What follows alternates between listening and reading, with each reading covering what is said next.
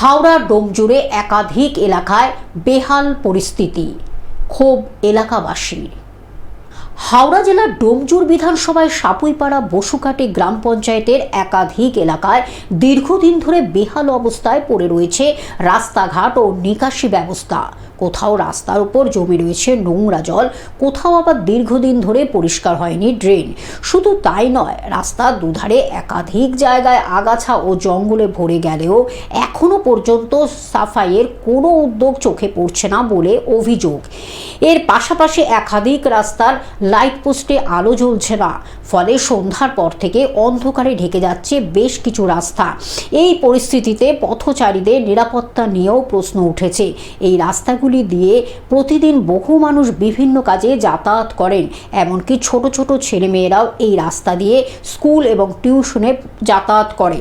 কিন্তু রাস্তার উপর জমে থাকা নোংরা জল পেরিয়েই তাদের চলাচল করতে হচ্ছে বলে অভিযোগ স্থানীয়দের। হাওড়া থেকে কৌশিক ঘোষের রিপোর্ট, গ্লোব নিউজ।